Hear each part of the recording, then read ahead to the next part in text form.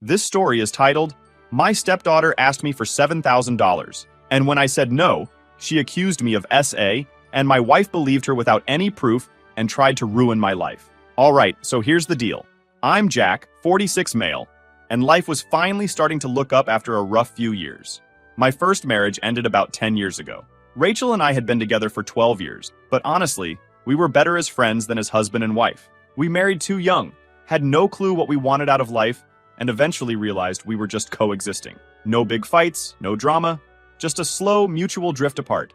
My second wife, Lauren, 43 female, came into my life when I wasn't really looking for anything serious. We met at a community fundraiser for rebuilding homes after a flood swept through our town. I was helping organize volunteers, and she was running an art station for kids. Lauren had this vibrant, positive energy that was hard to ignore. She was a single mom to Emma, who was 16 at the time, and working 2 jobs just to stay afloat, teaching art classes during the day, and working at a local diner at night. Emma's dad, Mike, had checked out of the picture long ago. According to Lauren, he bailed when Emma was 2. He had one of those new family, new life situations down in Texas, and never looked back. No child support, no visits, just radio silence. I remember thinking how strong Lauren must have been to hold it all together on her own. We started dating not long after that fundraiser. Lauren and I clicked right away. We had similar interests, music, hiking, even the same cheesy old movies we'd both watched a million times. After about a year of dating, I proposed. It just felt right. When Lauren and Emma moved into my house, everything seemed perfect at first. Lauren was finally able to quit her second job at the diner, because my salary as a construction project manager was more than enough to cover the bills. Emma seemed to settle in just fine too. She even helped out with the wedding planning, picking decorations and talking about how excited she was to have a real family again. My house isn't fancy, but it's mine. I bought it in my 30s after years of saving and some smart investments. It's got 3 bedrooms, a decent yard, and it's in a good neighborhood. I figured it'd be a great place for all of us to start this new chapter together. Lauren was less stressed without having to work 2 jobs, and she finally had time to focus on her art again. We had family dinners, movie nights. It felt like I was finally building the kind of life I'd always wanted. But looking back, I think I ignored a lot of red flags. Emma was always a little high maintenance. At first, it was small stuff. She'd ask for extra money for school supplies, then come home with some overpriced backpack that looked more like a fashion statement than anything functional. Or she'd insist she needed a new outfit for an event at school and show up with a designer label. Lauren always brushed it off, saying, she's been through a lot without her dad. Another red flag I missed was how Lauren handled money.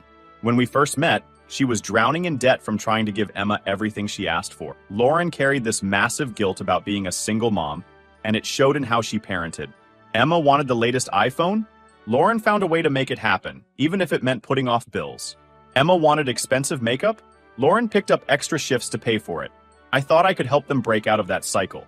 I helped Lauren budget, got her debt under control, and even started setting aside money for Emma's college fund. But the more I said no to Emma, the more Lauren caved. I didn't realize it at the time, but Emma had her mom wrapped around her finger. It wasn't all bad in the beginning, though. There were moments when I genuinely felt like we were a family, but those moments didn't last. Emma's entitled behavior kept creeping in, and Lauren's tendency to make excuses for her only made things worse. Still, I thought we could handle it. I was convinced that with enough patience and understanding, we could work through anything. Looking back now, I can see how naive I was. I didn't realize it at the time, but Emma wasn't just a spoiled teenager. She was a master manipulator. And as much as I wanted to believe Lauren had my back, the truth was, she'd always put Emma first, no matter what. But I didn't know any of that yet. At that point, I was just a guy trying to build a life with the woman he loved, completely unaware of the storm that was about to hit. Alright, so by now you know the honeymoon phase didn't last long. I thought Emma was just adjusting to the new family dynamic, but man, I couldn't have been more wrong. Emma's true colors started shining through, and let me tell you, they weren't pretty. The first big issue came about 2 months after they moved in. Emma announced that she needed to redecorate her bedroom. Now, mind you, her room was already furnished and perfectly fine. Queen-sized bed, a desk, a wardrobe, the whole setup. But apparently it wasn't aesthetic enough for her new vision. She came to me and Lauren with a list of demands. A new bed frame, designer wallpaper, and some LED lights she'd seen on TikTok. The total? Close to $2,000. Lauren was hesitant at first, but Emma worked her magic, pulling out the crocodile tears and the whole, "you don't care about my happiness" route. I tried to stand firm, saying she could redecorate if she saved up and contributed herself. But Lauren eventually gave in, as she always did. "It's just her room, Jack. It's her space," she said, as if that justified spending a couple grand on a vanity project. Emma barely lifted a finger to help with the redecorating. She acted like she was the foreman, barking orders at me while I painted her walls and assembled her new furniture. And once it was all done, she barely even used the space. Within weeks, she was already talking about wanting to switch it up again. Then there was the whole study abroad debacle. Out of nowhere, Emma came home one day, announcing that her school was offering a summer program in Paris, and she absolutely had to go. She didn't even ask. She just assumed we'd foot the bill. When I looked up the costs, my jaw hit the floor. Between tuition, airfare, and living expenses, it came out to over $10,000. I said no immediately. I mean, come on, we're not made of money. And it's not like Emma was some straight-A student who was crushing it academically. But Lauren? She started making excuses for her again. "She's young, Jack. This could be a once-in-a-lifetime opportunity." Emma, of course, took that as her cue to guilt-trip us further. "If Dad were around, he'd let me go," she said, which was rich coming from someone whose dad hadn't even sent her a birthday card in years. When I didn't budge, Emma retaliated by giving us the silent treatment for weeks. She'd come home from school, slam her door, and refuse to speak to either of us. It was like living with a moody dictator.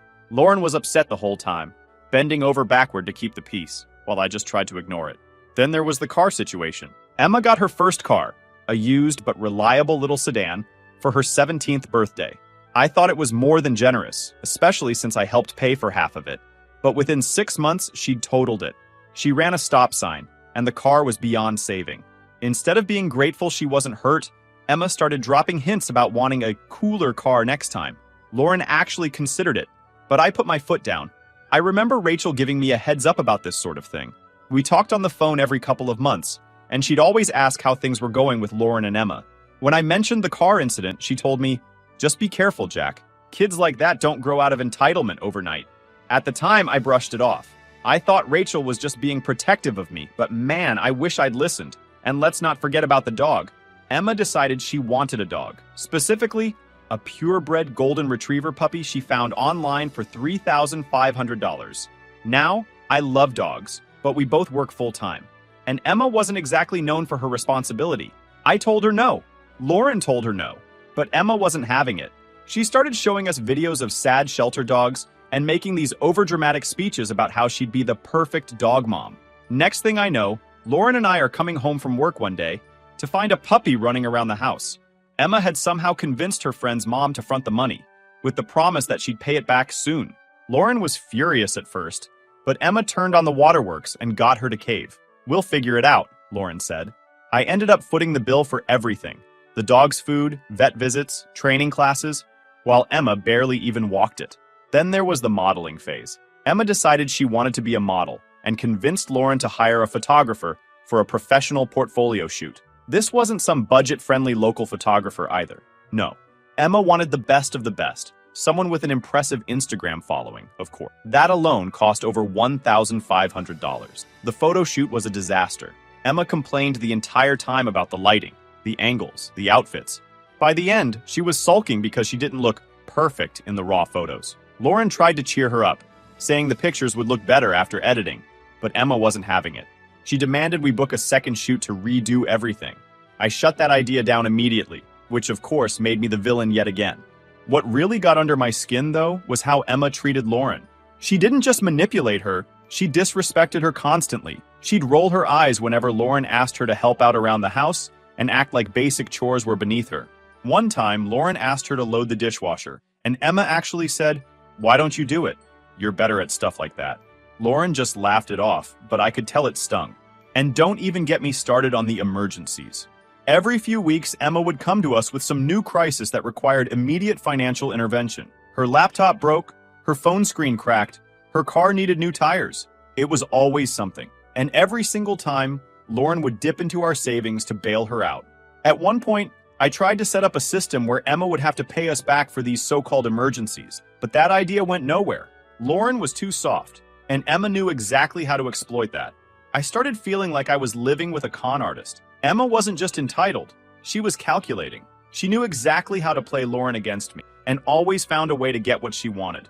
By the time Emma turned 20, it was clear that she had no intention of growing up. She dropped out of community college after one semester, claiming it wasn't for her. She refused to get a part-time job, saying it would damage her personal brand. And yet she constantly complained about how unfair it was that her friends got to travel and buy expensive stuff while she was stuck at home. I tried to talk to Lauren about it, really talk, but she always had an excuse for Emma's behavior. She's just finding herself, or she'll grow out of it. But deep down, I think Lauren knew Emma wasn't going to change. She just didn't know how to handle it. At this point, I was starting to lose my patience. I loved Lauren, but Emma was making life unbearable. I felt like I was living in a house where I was constantly outnumbered, constantly the bad guy. And the worst part? I hadn't even seen the full extent of what Emma was capable of yet. It all started one Sunday afternoon. I was in my office catching up on some work when Emma knocked on the door. That alone was unusual. She normally just barged in. She walked in, holding her phone like it was some kind of trophy, and started telling me about this amazing opportunity she had. "So, I've been doing research," she said, like she was presenting a college thesis. "I want to start my own skincare line. Everyone's getting into clean beauty right now, and I already have the perfect name and logo. I just need the startup money to get it off the ground." I leaned back in my chair, already skeptical. "What kind of money are we talking about?" She grinned like she'd just won the lottery. "It's only $7,000. That'll cover product samples, packaging, and my website. I already talked to a supplier, and they're ready to work with me as soon as I send the payment." I stared at her, waiting for more. A business plan? A timeline? Market research? Something to show she'd put actual thought into this. But no, she just stood there, clearly expecting me to say yes on the spot. "Do you have any of this written down? Like a plan or projections?" I asked. Emma rolled her eyes. "Jack, it's not that complicated. It's skincare. Everyone buys it. I've seen people blow up overnight just by posting on TikTok. I already have the vision. I just need the funds." I sighed. "Emma, $7,000 isn't pocket change. Starting a business takes more than an idea and a TikTok account. Have you even considered how much time and effort this will take?" Her face immediately turned sour. "Why do you always have to make things so hard? You just don't believe in me. If I were your real daughter, you'd be supportive." Here we go again, the guilt trip. She knew exactly how to push buttons, but I wasn't budging. "Emma, it's not about not believing in you. It's about being realistic. Starting a business is a huge commitment, and you don't have the experience or a plan to back this up. I'm not going to hand over $7,000 just because you have a vision." She stormed out, muttering something under her breath about how I was a dream crusher. I thought that was the end of it. I should have known better. Later that night, Lauren came to me looking uneasy. "Emma told me about her business idea," she started, sitting down next to me on the couch. "I think it's a good thing that she's passionate about something." I put my head in my hands. "Lauren, she's not passionate about anything except spending other people's money. She has no plan, no experience, nothing. It's just another one of her whims." Lauren bit her lip, like she was trying to find the right words. "I know it seems that way, but maybe this could be a turning point for her. Maybe if we give her the resources, she'll finally take responsibility for something. She's 20 years old," I said, my voice sharper than I intended. "She dropped out of school, refuses to work, and spends half her day scrolling Instagram. What about this makes you think she's ready to run a business?" Lauren didn't have an answer. She just sighed and said, "I'll talk to her." The next morning, I overheard them arguing in the kitchen. Emma was furious. "Why do you always take his side?" she snapped. "It's like you don't even care about my future." "I do care," Lauren said, trying to stay calm. "But $7,000 is a lot of money, and you don't have anything to show for this idea yet. Maybe you could start smaller, like working part-time to save up." "Oh, so now I'm not good enough to follow my dreams because I don't have a job?" Emma interrupted. "Do you even hear yourself? You're supposed to be my mom, but you treat me like some loser." I walked into the room, not wanting Lauren to take all the heat. "Emma, no one's saying you can't have dreams. We're saying you need to be realistic and work for them like everyone else." She glared at me like I'd just insulted her entire existence. "You're the reason she won't support me. You've been against me since day one." With that, she stormed out of the house, slamming the door so hard it rattled the windows. The tension hung in the air for the rest of the week. Emma barely spoke to either of us, slinking around the house like a ghost. Lauren was caught in the middle, clearly torn between wanting to stand by me and not wanting to upset Emma. But things took a turn I didn't see coming. One evening, Lauren came into the living room with this look on her face I'll never forget. "We need to talk," she said, sitting down across from me. "Okay," I said cautiously. "It's about Emma," she started, her voice trembling. "She told me something, and I don't even know how to process it." My stomach dropped. "What did she say?" Lauren took a deep breath. "She said you've been inappropriate with her when I'm not home." I froze. For a moment, I couldn't even comprehend the words coming out of her mouth. "What?" "She said you've been making her uncomfortable, that you've been following her around the house and trying to get her alone. Lauren, that's insane, I said, my voice shaking. I've done no such thing. You know me. You know I'd never... She seems so scared, Jack, Lauren interrupted. I didn't know what to say to her. She's lying, I said firmly. Think about it. This all started after I refused to give her the money. She's trying to manipulate you. Lauren looked torn, like she wanted to believe me but couldn't ignore what Emma had said. Why would she lie about something like this? Because she knows you'll believe her, I snapped. She's been playing us for years, and you've let her get away with it. Lauren flinched, but I didn't care. I was too angry, too hurt. The fact that she even entertained Emma's accusation was a slap in the face. I spent the rest of the night replaying the conversation in my head, trying to figure out how things had gotten to this point. Emma had crossed a line I never thought she'd cross, and Lauren's hesitation to defend me made me feel like I was standing on quicksand. The next day, I tried to show Lauren proof. Security camera footage, work schedule, anything to prove I wasn't even home during the times Emma claimed things happened, but Lauren wasn't convinced. You could have deleted footage, she said quietly. I couldn't believe it. The woman I married, the woman I trusted, was choosing to believe a lie over years of knowing who I am. Emma, meanwhile, was playing the role of the victim perfectly. She'd flinch whenever I walked into a room, cry to Lauren about how scared she was, and give me these smug, knowing looks when Lauren wasn't around. And just like that, my life started unraveling. I knew I was in for the fight of my life. I wasn't just dealing with a spoiled kid anymore. I was up against a manipulator who had no problem destroying me to get what she wanted. The first thing I did was call a lawyer. I wasn't about to wait for things to spiral further out of control. The lawyer I found was sharp, experienced, and didn't sugarcoat anything. False accusations are incredibly tricky, he said during our first meeting. The court of public opinion doesn't wait for proof. And if this escalates, it could ruin your life, even if you're innocent. We need to build an airtight case. He walked me through what I needed to do. First, gather every piece of evidence I could find. Second, document everything. Every interaction, every text message, every call. Third, and most importantly, don't confront Emma directly. He explained that people like her thrive on drama, and any emotional outburst on my part could be used against me. I started by pulling up my security camera footage. My house has cameras in the main living areas and outside, something I'd installed a few years back after a break-in in the neighborhood. I combed through hours of footage, looking for any evidence that might contradict Emma's claims. Sure enough, there were countless clips of her acting completely normal when she thought no one was watching. In one clip, she was lounging on the couch, scrolling through her phone and laughing, just minutes after supposedly having a traumatic interaction with me. I compiled all the footage and gave it to my lawyer. This is good, he said, nodding as he watched the clips. It shows she's not as afraid of you as she's claiming to be, but we're going to need more. Next, I went through my phone records.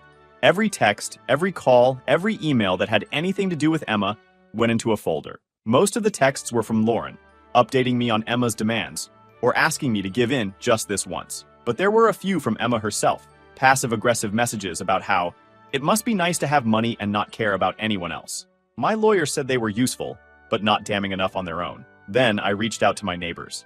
If anyone had noticed anything odd about Emma's behavior, I wanted to know. Mrs. Lane, who lives next door, was more than willing to help. I've been meaning to say something, Jack, she said when I knocked on her door. That girl has been throwing parties while you and Lauren are at work. I've had to call the cops twice for noise complaints. She gave me a written statement, detailing the dates and times of the incidents. Mr. Patel, who lives across the street, also came through. He has security cameras on his property, and when I asked if they'd picked up anything unusual, he sent me a few clips. One showed Emma sunbathing in the front yard when she was supposedly too terrified to leave the house. Another caught her sneaking a guy into the house through a side window late at night. But the most shocking piece of evidence came from her own Instagram account. I hadn't thought to check it before, but when I did, I found a treasure trove of contradictions. There were selfies of her smiling in her room with captions like, "Chilling at home, living my best life," posted on the same days she claimed I was harassing her. There were photos from parties, trips to the mall, and even one from a nail salon where she bragged about getting spoiled. I screenshotted everything and added it to my growing file of evidence. My lawyer suggested taking things a step further. If you're comfortable with it, we can install voice-activated recorders in the house, he said. It's legal since it's your property, and it could give us more insight into her conversations when she thinks no one's listening. I hesitated at first. It felt invasive, even though I knew I was in the right. But after everything Emma had already done, I realized I couldn't afford to hold back. So I set up recorders in the common areas, the kitchen, living room, and hallway outside Emma's room. It didn't take long to pay off. Within days, I had recordings of Emma talking to her friends about her plan. In one clip, she laughed and said, "Mom always believes me. Jack doesn't stand a chance." In another, she bragged about how she could cry on cue to make Lauren think she was terrified. But the most damning recording was a phone call with one of her friends where she admitted everything. "I made it up," she said casually. "He's being such a jerk about the money. So I had to do something. Mom will take my side no matter what."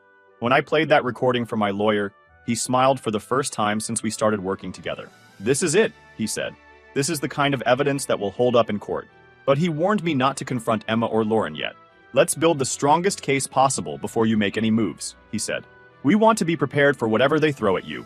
Over the next few weeks, I kept gathering evidence. Every time Emma slipped up, I documented it. I started feeling like a detective in my own house, constantly on edge, waiting for the next piece of the puzzle to fall into place. Lauren, meanwhile, was completely oblivious to what was going on. She was still unaware of anything around Emma, doing everything she could to protect her from me. I tried to talk to her a few times, but it always ended in the same argument. "Why would she lie about something like this?" she'd say, over and over, as if repeating it enough times would make it true. I started to feel like I was living in some kind of twisted reality. Here I was, the guy who'd done everything he could to support this family, being treated like a criminal in my own home. But I knew I couldn't let my emotions get to me. The stakes were too high. My reputation, my career, my entire future depended on proving the truth, and I was determined to see it through, no matter what it took. Deep down, I knew it was only a matter of time before Emma slipped up in a way she couldn't come back from. That moment finally came one Saturday morning. Lauren had gone grocery shopping, leaving me and Emma alone in the house. I was in my office trying to get some work done when I heard footsteps coming down the hallway. My gut told me to hit record on my phone. Emma walked in without knocking. She didn't look angry or upset, just smug, like she had the upper hand. "We need to talk," she said, crossing her arms. I leaned back in my chair, keeping my expression neutral. "All right, what's on your mind?" She wasted no time getting to the point. "I'm giving you one last chance to fix this," she said. "If you give me $50,000, I'll tell Mom I made everything up. I'll even apologize, and we can move on. No one else has to know." I stared at her, trying to keep my face blank while my mind raced. $50,000? She wasn't even trying to pretend this was about her business anymore. This was straight-up blackmail. "What happens if I say no?" I asked, keeping my voice calm. Emma smirked. "Then I take this public. I'll go to the police, post my story online, and contact every charity you work with. I've already written a post about how you've been grooming me since I was a teenager. It'll ruin you, Jack. Even if you're innocent, no one's going to believe you. Not over me." She sat back in the chair, looking so pleased with herself that it made my stomach turn. I wanted to yell at her, to throw her out of my house right then and there, but I knew better. I just nodded slowly, pretending to consider her demands. "That's a big ask, Emma," I said. "I need some time to think about it." She shrugged. "Fine, but don't take too long. My patience is running out." With that, she got up and walked out of the room, leaving me sitting there, stunned. I waited until I heard her door close, before stopping the recording. My hands were shaking as I played it back, listening to her lay out her entire plan in her own words. I sent the file to my lawyer immediately. He called me within minutes. "This is it," he said. "She's admitted to everything. Lying, blackmail, the works. You're in the clear now." But we weren't done yet. My lawyer suggested I confront both Emma and Lauren at the same time, with him on a video call to mediate. That way, there would be no room for manipulation or backtracking. Lauren got home later that afternoon, completely unaware of what had happened. I asked her to sit down in the living room, saying there was something important we needed to discuss. Emma came in a few minutes later. "What's this about?" Lauren asked, glancing nervously between us. "It's about the truth," I said, pulling out my phone. "Emma, I think it's time you told your mom what's really been going on." Emma's smirk faltered for a second before she quickly recovered. "What are you talking about?" she said, her voice dripping with fake innocence. I didn't answer. Instead, I connected my phone to the TV and hit play.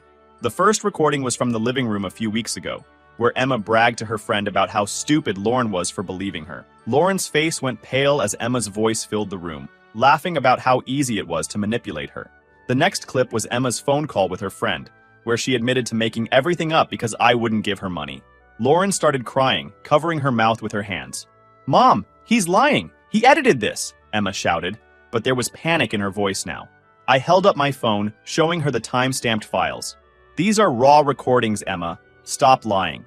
Then I played the final recording, the one from that morning, where Emma tried to blackmail me for $50,000. The room went completely silent. Lauren looked like she was about to be sick, while Emma sat frozen, her face drained of color.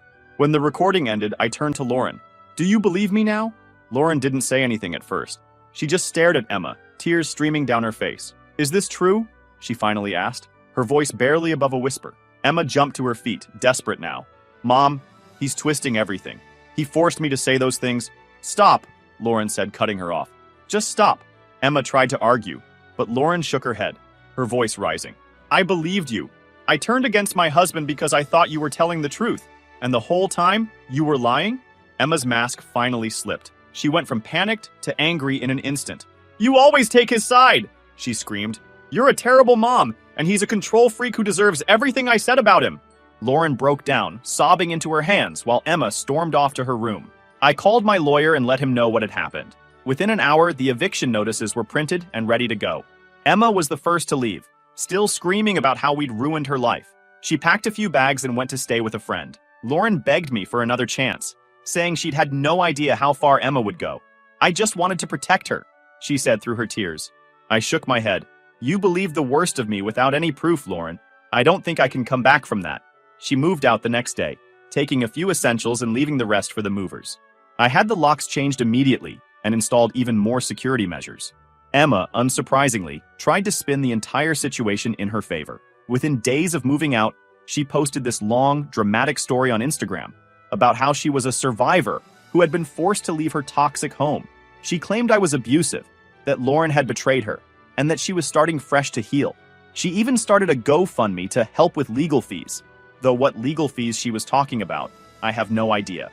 The thing is, Emma's been fooling people her whole life, but this time, she underestimated how much evidence I had against her. My lawyer sent cease and desist letters to her, her friends who were sharing her posts, and even the GoFundMe platform itself. Attached to those letters were all the recordings, screenshots, and documentation we'd gathered. It didn't take long for the truth to come out.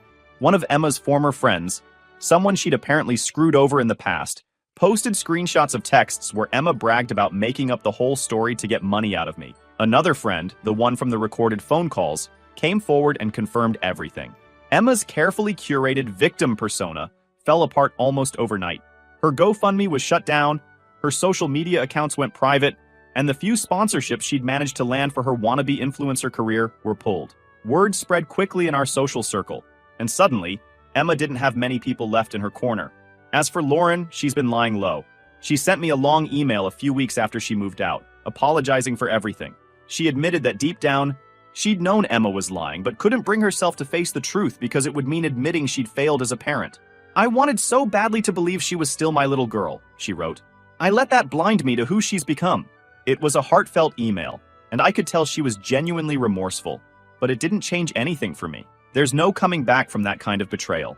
I never responded. I heard through mutual friends that Lauren had moved back to her old neighborhood and picked up a job at a local art supply store. She's still teaching art classes at the community center, which I think is good for her. But from what I've been told, she's struggling financially again, juggling bills and trying to rebuild her life. And Emma? Well, karma's been working overtime on her. After her social media implosion, she packed up and moved to Reno, of all places, to live with some other wannabe influencers. They're sharing a tiny apartment, splitting bills, and from what I've heard, it's not the glamorous life she'd envisioned. She's still trying to claw her way into the spotlight. But with her reputation in shambles, no one's biting. As for me, I've been focusing on putting the pieces back together. The first thing I did was finalize the divorce. My lawyer made sure it was quick and clean. Lauren didn't have a claim to my house, and I had all the documentation showing that I'd been the one covering most of the expenses during our marriage. In the end, she didn't fight it. The second thing I did was step back from the children's charity I'd been volunteering with. That part hurt the most. I'd been with the organization for years, and it had always been a big part of my life. But with the accusations and the fallout, I didn't want to risk any bad press affecting their work. My lawyer said it was the right move, but it still stings. Looking back, I've learned a lot from this whole mess. I've learned that trust is fragile, that people can hide their true selves for a long time, and that sometimes, even the people you love the most can let you down. But I've also learned that I'm stronger than I thought. Karma may have dealt with Emma and Lauren, but it's also been kind to me in its own way.